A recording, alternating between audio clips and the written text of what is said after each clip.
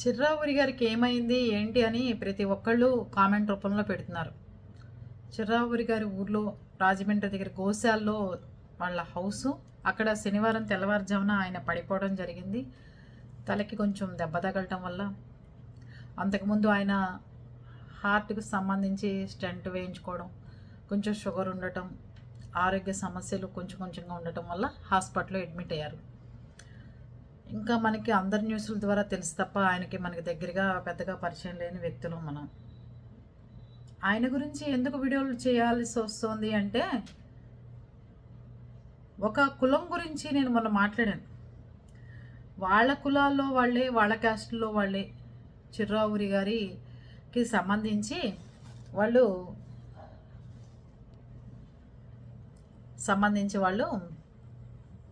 ఆయనకి డబ్బులు ఇబ్బంది పెట్టడం, డబ్బులు ఎగ్గొట్టడం, లేకపోతే తీసుకున్న డబ్బులు ఇవ్వకపోవడం అలాంటివి చేశారని కొంతమంది చెప్తున్నారు.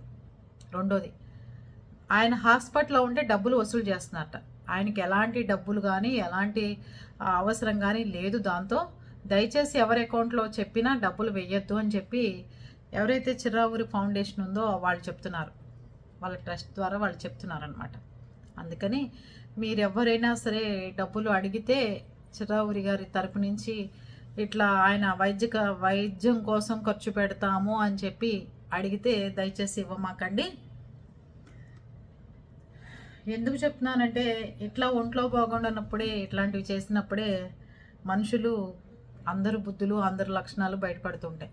అందుకని చిర్రావూరి గారి వైపు నుంచి ఎలాంటి ఆర్థిక సహాయం ఎవరు అడగట్లేదు. అందరూ ప్రార్థన చేయమంది ఏంటి అంటే, ఆయన ఆరోగ్యంగా తిరిగి రావాలని. అంతకంటే ఏమీ లేదు. ఆ చిన్న పని చేసి పెట్టండి అందరూ చాలు. ఆయన బయటకు వచ్చేసి యథాతథంగా ఆయన వీడియోలో ఆయన చేసుకుంటారు, సరిపోతుంది. అంటే ఎవరో నేను ఇందాక అంటున్నారు, క్షుద్ర పూజలు ఉన్నాయా, చేతబడులు అనేవి ఉన్నాయా అంటే, నెగిటివ్ ఎనర్జీ అనేది ఏంటి అంటే, శత్రువులు పెరుగుతున్న కొద్దీ మనకి నెగిటివ్ ఎనర్జీ వస్తూ ఉంటుంది. పాజిటివ్గా ఉండి నవ్వుతూ తుళ్ళుతూ ఉంటాం, ఇంట్లో కూడా ఎంత హాయిగా మనశ్శాంతిగా ఉంటాం.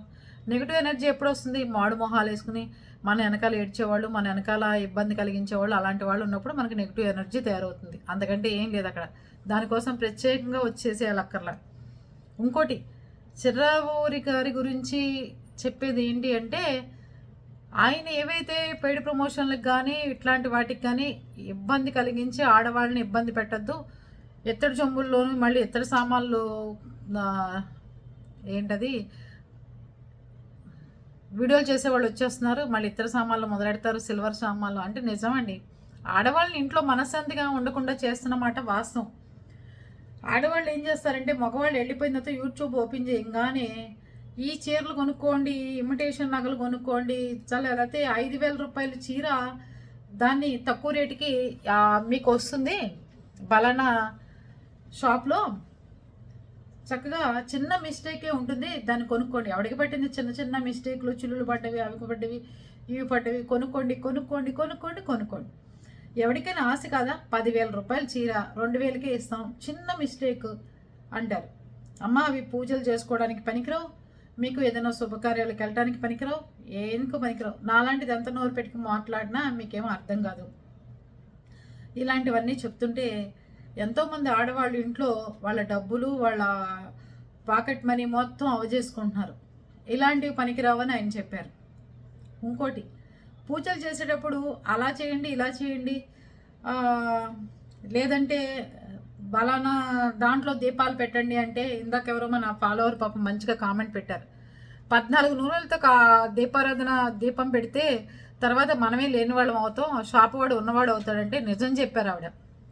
మరి మేడమో సారో చూడలేదు, నేను ఆ కామెంట్ అయితే చదివాను జర్నీలో ఉండగా ఫ్లైట్లో. దాని తర్వాత ఎవరనేది చూడలేదు, చూస్తాను తప్పకుండా. 14 నిజంగా కాదండి, వీళ్ళందరినీ బిజినెస్ చేయడానికి కాదా? ఇదివరకు రోజుల్లో కార్తీక మాసం వస్తే 360 ఒత్తులు ఒక్కసారి వెలిగించేవాళ్ళు, అయిపోయేది. ఇప్పుడు అలా కాదు, వెళ్ళిన ప్రతి గుళ్ళోనే వెలిగించేసేయాలి, వెళ్ళిన ప్రతి చోట వెలిగించాలి, వెళ్ళిన ప్రతి చోట మనము మన ఇది చూపించాలి. నేతులు కొనేస్తున్నారా, దీపాలు కొనేస్తున్నారా, ఒత్తులు కూకట్పల్లిలో అయితే ఇట్లా పెడితే 10 నిమిషాల్లో బస్తాలు పూలు 10 నిమిషాల్లో ఉండవు. ఏమక్కర్లా పండగలప్పుడు మీరు చక్కగా ఒక అన్ని రకాల పూలు ఒక 10 బస్తాలు ముందే చేసేసుకుని కుక్కట్పల్లి ఏరియాలో కూర్చోండి ఆటో తెచ్చి. మీకు తర్వాత 15 నిమిషం తర్వాత అక్కడ ఉండదు, అయిపోతాయి. అది వాళ్ళు తీసుకుని వెళ్ళిపోతారు డబ్బులు బస్తాలతో. మీరేమో ఆ బస్తాలతో పూలు తెచ్చి ఇల్లంతా డెకరేషన్ చేసి వాట్సాప్లు పెట్టి స్టేటస్లు పెట్టి వీడియోలు తీసి యూట్యూబ్లో పెడితే అబ్బా అని నాలాంటి దానికేమో ముగ్గేయడం రాదు, ఆ వేసిన ముగ్గేమో చేతపడి ముగ్గులా ఉంటుంది. ఎదుర్కొండే వాళ్ళ పక్కింటి వాళ్ళ తగదాకి రావడానికి కాకపోతే ఏంటిదంతా చెప్పండి. ఇది పరిస్థితి. ఇలాంటివి ఆయన వద్దని చెప్పారు. సింపుల్గా చేసుకోండి అమ్మా, డబ్బులు ఖర్చు పెట్టుకోవద్దమ్మా అని. నచ్చాలని ప్రతి మనిషి ఎందుకు నచ్చుతారు? ఇంట్లో ఉన్న మన అమ్మా నాన్నకి మనం నచ్చం, మనకి మన అమ్మా నాన్న నచ్చరు. వాళ్ళు చెప్పేది ఇది వద్దు అంటే మనకు నచ్చుతారా? మనకేదో కొనుక్కోవాలంటుంది, అమ్మగారి నాన్నగారు ఏం చెప్తారు? వద్దు నాన్న ఈ నెలలో వద్దు, వచ్చే నెలలో కొనుక్కుందాం అంటారు. నచ్చుతారా మనకి? నచ్చరు కదా. అలాగే ఆయన చెప్పినా కూడా ఎవరికి నచ్చలేదు. ఎందుకండి ఏదో యూట్యూబ్లో వీడియోలు కాసేపు చేసుకుని వెళ్ళిపోతారు ఎవరి దారిన వాడు. వాళ్ళ మీద పడి అడవడం, వాళ్ళ మీద పడి శాపనార్థాలు పెట్టడం, వాళ్ళ మీద పడి ఇబ్బంది పెట్టడం ఏమంత ఇది చెప్పండి.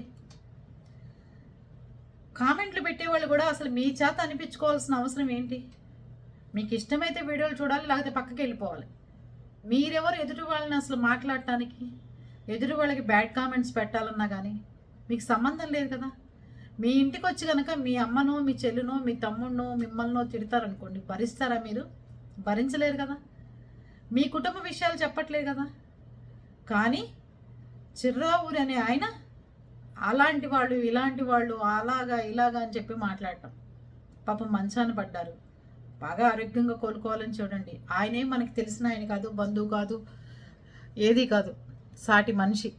మీకెవరికన్నా బాగుండకపోయినా కూడా అదే పెయిన్ ఉంటుంది. తెలిసిన వాళ్ళు కదా, మన ఫాలోవర్స్ కదా, లేకపోతే నా ఛానల్ ఫాలోవర్స్ కదా అనిపిస్తూ ఉంటుంది. దయచేసి ఒక మనిషిని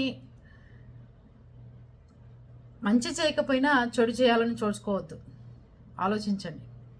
ఇలా కొనుక్కోండి అనే యాడ్స్ ఇస్తూ రోజు పొద్దున్న లేచిన దగ్గర నుంచి ఆడవాళ్ళు ఇళ్లలో కూర్చుని కొనియాలి, ఇంకా లైవ్ వస్తుంది ఇంకా రాలేదు, లేకపోతే ఆవిడ వస్తుంది, ఏ షాప్కి వెళ్ళి ఓపెనింగ్ చేస్తుంది ఇవాళ, ఆ షాప్కి వెళ్ళి ఏం చీరలు కొనుక్కోవాలి, ఆవిడ కట్టుకున్న చీర బాగుంది, ఆవిడ డ్రెస్ బాగుంది. ఇంతేనా జీవితం అంటే? మనం ఇక్కడైనా ఉండేది అది.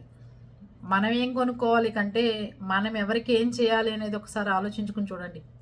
ఎవరికో వెళ్ళిపోయి ఏదో ఒక పెట్టేయక్కర్లేదండి. మనం తెలిసిందా? మనం ఏం చేయాలి, మనం ఏం చేయడానికి మన దేవుడు పుట్టించాడు అనేది ఒక్కసారి ఆలోచించుకుంటే, పెట్టడం చేయటం మొదలు పెడితే మీ అంత తృప్తిగల మనిషి, మీ అంత తృప్తిగల జీవితమే ఉండదు ఇంకా. అంతే చేయండి. అంతేగాని మనం కొనుక్కోవాలి అంటే పండుగలకి ఎలాగో కొనుక్కుంటాం, అవునా? మ్యారేజ్ డే కొనుక్కుంటాం, బర్త్డేలు కొనుక్కుంటాం. ఇంకా వాళ్ళు కట్టుకున్న ప్రతి చీర మనం కొనుక్కోవాలంటే ఎక్కడి నుంచి వస్తాయి డబ్బులు చెప్పండి? ఏ మనిషికైనా అది పరిస్థితులు. అందుకని మీరందరూ చిర్రావూరి గారికి ఒంట్లో బాగాలేదు, ఆయనకి డబ్బులు ఇబ్బంది, ట్రస్ట్కి లేకపోతే మేము ఇలా ఫోన్ నెంబర్ పెడుతున్నాం వేయండి అంటే ఏ అభిమానులు వేయొద్దు అని చెప్పి వాళ్ళు చెప్తున్నారు బయటకు వచ్చి. కనుక మీరెవరు అలాంటి పనులు చేయమాకండి. ఆయన ఆరోగ్యంగా కోరుకునే వాళ్ళు కోరుకోండి, అక్కర్లేని వాళ్ళు కోరుకోకర్లేదు, దేవుడే చూసుకుంటాడని. అర్థమైందా? ఎప్పుడంటే 10 మందితో పోట్లాడి పెట్టుకున్న మనిషి ఈరోజు మంచం మీద పడితే దానికి కారణం ఆ 10 మంది అని నేను ఖచ్చితంగా చెప్తాను. అది మన పిల్లాడు ఉంటాడు, ఎవరితో 10 మంది తీసుకెళ్తారు ఆడటానికి, వాళ్ళందరూ బాగుంటారు, వీడు పడేస్తాడు, మనకి చెప్పరు. అప్పుడు తీసుకెళ్ళిన 10 మంది జాగ్రత్తగా చూడాలని బాధ్యత లేదా? అలాగే యూట్యూబ్లో ఇంతమంది ఇన్ఫ్లుయెన్సర్స్, ఇంతమంది ఫాలోవర్స్, ఇంతమంది ఉన్నా ఈయన మీదే పడి ఏడ్చారు కాబట్టి జనం అంతా తక్కన యూట్యూబ్ ఛానల్ వాళ్ళు. ఆ గవ్వల సిద్ధాంతం ఆవిడ ఎవరో తెలియదు కానండి నాకు. దౌర్జన్యంగా డబ్బులు వేయండి, మీకు జ్యోతిష్యం చెప్తాను అని చెప్తున్నా కూడా ఆవిడకే డబ్బులు వేసి, అమ్మా నువ్వు వాళ్ళ మాటలు పట్టించుకోకమ్మా, మీకు మేమున్నామమ్మా, కావాలంటే ఇంకో రూపాయి ఎక్కువ వేస్తామమ్మా అని చెప్తున్నారు.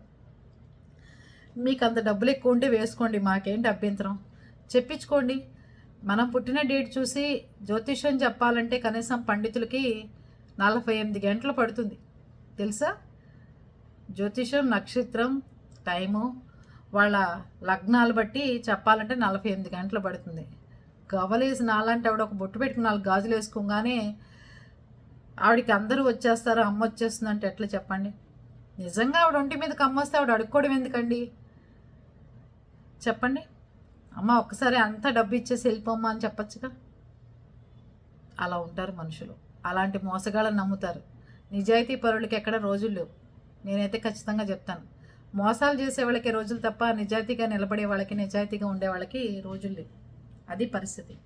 మీరందరూ ఏమంటారు? తప్పైతే తప్పని చెప్పేసేయండి, సరిదిద్దుకుంటాను. కరెక్ట్ అయితే కామెంట్ బాక్స్లోకి వచ్చి కామెంట్ పెట్టండి. ఓకే.